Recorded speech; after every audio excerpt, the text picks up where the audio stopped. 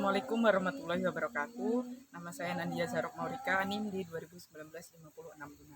Di sini saya akan melakukan wawancara untuk memenuhi tugas mata kuliah observasi dan wawancara. Di sini saya akan mendatangkan IT untuk saya wawancara. Assalamualaikum, selamat pagi. Waalaikumsalam. Ada yang bisa saya bantu, Mbak? Mohon maaf ya Mbak, mengganggu waktunya sebentar.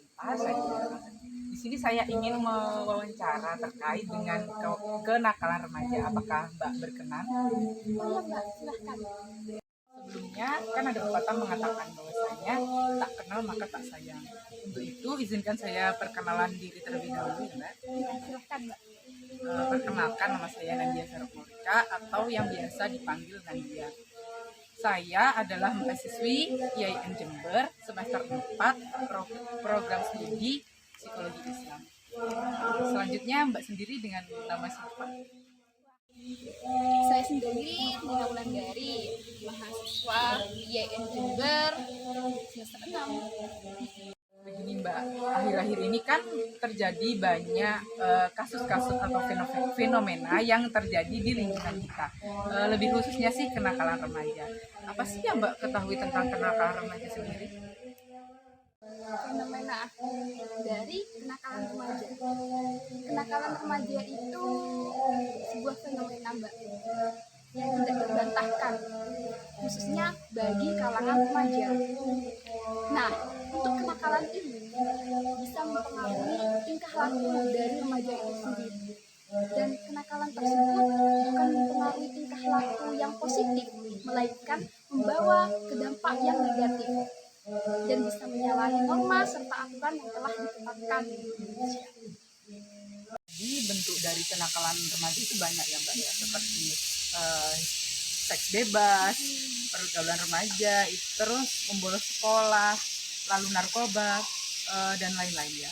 Lalu bentuk kenakalan remaja seperti apa yang menurut Mbak itu sudah melebihi batas wajar dan tidak bisa ditoleransi lagi?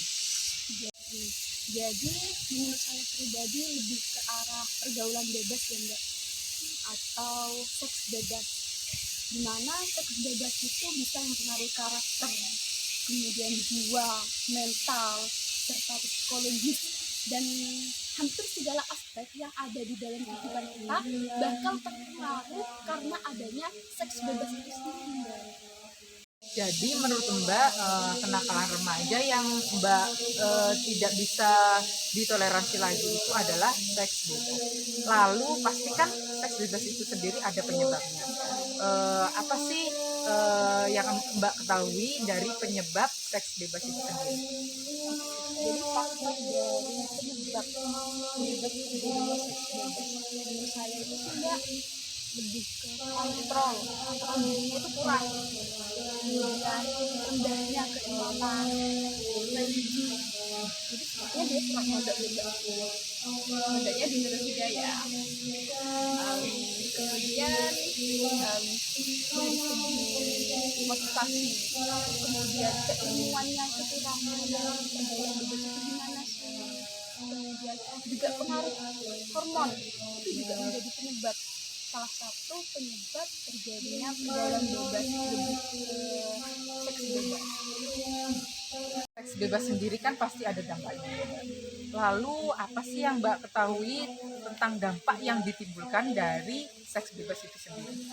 Berbicara dampak di sini dari segi kesehatan ya, seperti penyakit tentang HIV, dia pasti akan terserang HIV, kemudian AIDS, kemudian ada juga infeksi jamur, kemudian kutil kelamin, maaf. Dan dari segi psikologisnya juga ada nih Mbak, seperti dia bakal depresi, dia pasti bakal mengerahkan dia pasti bakal ada kekhawatiran tersendiri gitu loh di dalam dirinya, pasti akan ada bayangan-bayangan. Kemudian dia jika memang hamil pasti dia akan menjadi wanita hamil di usia muda seperti itu, dan belum lagi pemikiran yang kedepannya seperti apa, seperti memikirkan kehidupan besok akan bagaimana, belum kerjanya, belum aktivitas yang lainnya seperti itu Mbak. Manajemen waktu, manajemen uang pastinya ya, karena hidup itu butuh uang seperti itu Mbak. banyaklah mbak dampak negatif yang bakal kita peroleh jika kita sampai tertular atau terserang atau mendekati pergaulan bebas. Maka dari itu kita harus hati-hati. Jadi banyak ya Mbak ya dampak dari seks bebas itu sendiri, seperti dampak dari sisi psikologisnya, mentalnya, bahkan kesehatannya juga. Lalu pastikan ada dari dalam Mbak diri sendiri itu pasti ada pencegahan. Lalu menurut Anda itu pencegahan untuk tidak melakukan seks bebas itu seperti apa? Berbicara pencegahan, ya, pencegahan di sini bisa dilakukan dengan memperkuat keimanan, mempertebal keimanan. Dengan salah satu caranya dengan mondok lagi mbak, lagi-lagi mondok lagi.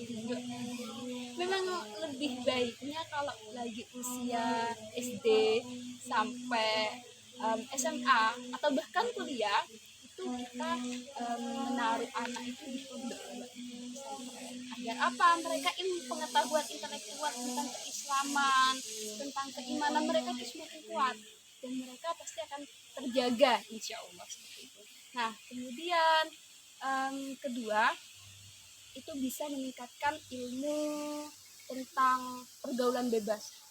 Gimana cara kita membatasi diri antara satu dengan yang lainnya, bagaimana cara kita berinteraksi dengan teman-teman, bagaimana cara kita bersopan santun, berakhlakul karimah, seperti itu mbak. Kemudian juga perlunya kasih sayang dari orang tua. Hal ini perlu ditekankan sekali ya mbak ya. Meskipun anggaplah kita berada di pesantren, lingkungan pesantren, tetapi dari controlling dari orang tua itu perlu banget mbak. Karena apa? Karena hal itu akan membawa pengaruh positif ke anak itu sendiri. Pengaruhnya itu lebih ke kasih sayang, pasti mereka bakal gak ada hal yang mereka pikirkan selain kasih sayang dari orang tua. Ya nggak sih mbak? Nah mungkin itu mbak. Lalu menurut Anda mengapa sih orang tua itu sangat berperan penting dalam pembentukan karakter remaja itu sendiri? Orang tua itu berperan penting banget ya mbak dalam pembentukan karakter, karena kan sejak kecil kita udah berada di dekapan orang tua, kita menyentuh, merasakan bagaimana sih kasih sayang dari orang tua itu sendiri, kehangatan dari orang tua sendiri. Jika orang tua memberikan kasih sayang yang kurang, pasti kita bakal mencari pelampiasan ke hal yang lain seperti itu. Maka dari itu penting sekali orang tua itu memberikan contoh positif kepada anaknya, terutama di usia dini. Dengan memberikan contoh positif itu, pasti si anak bakal meniru, mencontoh bagaimana seharusnya dia melakukan kehidupan, menjalankan kehidupan itu bagaimana sih selayaknya. Misal nih mau makan itu yang benar pakai tangan kiri, orang tua memberi contoh makan berita pakai tangan kiri. Nah ternyata itu hal yang negatif dan itu tidak perlu dicontohkan atau diberikan kepada si anak. Seperti itu mbak. Dan seharusnya si orang tua itu memberikan contoh yang positif, sebagaimana dia mengajarkan kepada anaknya berdoa terlebih dahulu sebelum makan, kemudian menggunakan tangan kanan untuk makan. Nah kemudian habis makan langsung dicuci, mungkin seperti itu mbak. Dari hal lain ya, dari hal lain mungkin dari keseharian untuk menuntut ilmu, karena tanpa adanya ilmu si anak itu tidak akan mampu berleluasa mengarungi kehidupan, ya enggak sih mbak? Karena kalau mereka kekurangan ilmu, pasti mereka bakal ketularan hal-hal negatif yang ada di sekitarnya, mungkin seperti minum minuman keras, kemudian karena temennya ikut bolos jadi ikut bolos juga, kemudian karena ada tawuran dia ikut tawuran. Nah maka dari itu penting banget orang tua di sini untuk mengajarkan si anak bagaimana seharusnya berperilaku positif. Jadi bisa ditarik kesimpulan ya Mbak ya, kenakalan remaja itu kan banyak macamnya, terkecuali seks bebas itu sendiri. Untuk itu kita sebagai generasi muda alangkah baiknya kita tidak terjerumus ke dalam seks bebas itu sendiri. Karena kita sebagai generasi muda penerus bangsa alangkah baiknya kita melakukan kegiatan positif lainnya selain seks bebas itu sendiri. Nah, untuk itu terima kasih ya Mbak ya atas waktunya. Semoga dari wawancara saya ini mendapatkan manfaat. Terima kasih ya Mbak ya. Assalamualaikum. Waalaikumsalam warahmatullahi wabarakatuh.